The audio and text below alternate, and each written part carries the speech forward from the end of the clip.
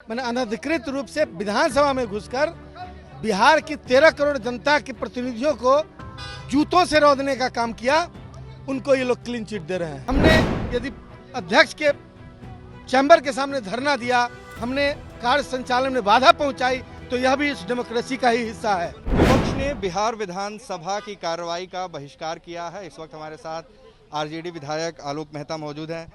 वजह क्या रही? आप लोगों ने बहिष्कार किया, वॉकआउट कर दिया है सदन से। 23 मार्च की जो घटना थी, शर्मनाक घटना, जिसमें लोकतंत्र शर्मसार हुआ।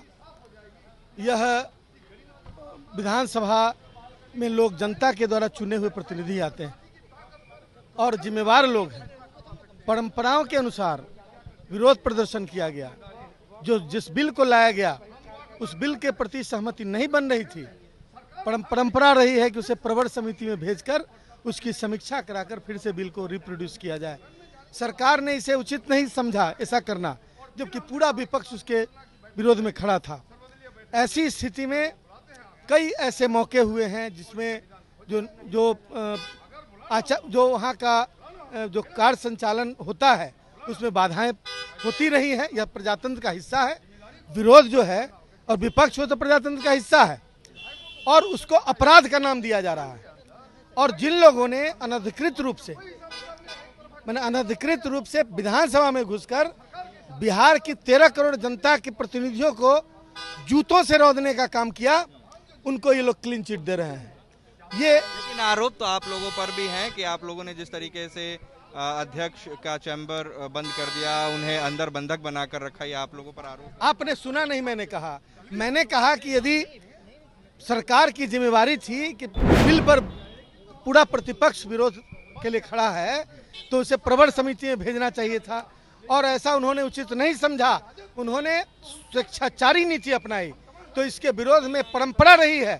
हमारे पूर्वजों ने भी विरोध की उस पराकाष्ठा तक जाने का काम किया है जहां तक लोकतंत्र में लोग जा सकते हैं। हमने यदि अध्यक्ष के चैम्बर के सामने धरना दिया, हमने कार्य संचालन में बाधा पहुंचाई, तो यह भी इस डेमोक्रेसी का ही हिस्सा है। बहस की मांग की थी, वो अध्यक्ष ने मानी नहीं, मैं आप पहले उसको क्लैरिफाई कर लीजिए। आरोप की बात आप कर रहे हैं, हम लोग कोई अपराधी हैं? हम लोगों ने अपने सदन में बिहार की जनता का सवाल उठाने के लिए हम यहाँ बैठे हुए हैं। हम तथाकथित डिसिप्लिन जिसके बारे में लोग बोलते हैं, जब अपनी स्वेच्छाचारिता को मनवाने की बात होती है तो डिसिप्लिन को सामने ले आते हैं। बाकी सारी चीजें धत्ता बताकर अपना काम करते रहते हैं। ये क्या है? ये प्रजातंत्र है। प्रजातंत्र को तार तार करने की कोशिश इन लोगों ने की है।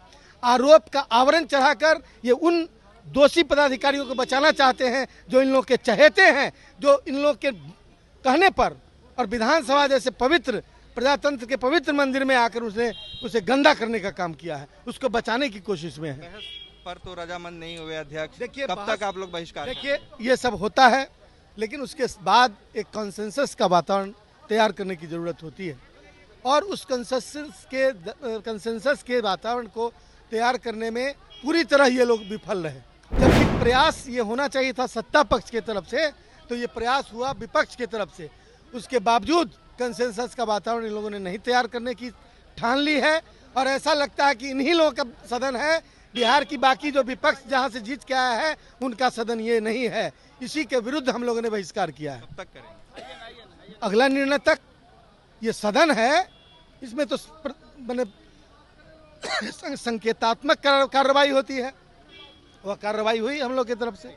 तो जिस तरीके से 23 मार्च को विधानसभा में विधायकों के साथ मारपीट हुई थी, उसको लेकर आज विपक्ष ने सदन में बहस की मांग की। अध्यक्ष ने ये मांग नहीं मानी, और उसके बाद पूरे विपक्ष ने सदन का बॉयकॉट कर दिया, वॉकआउट किया। और अब उनका कहना है कि जब तक इस पर अगला निर्णय नहीं लिया जाता तब तक वो सदन की कार्रवाई का बहिष्कार करेंगे। हमारे सहयोगी आनंद कुमार के साथ उत्कर्ष कुमार सिंह, बिहार तक।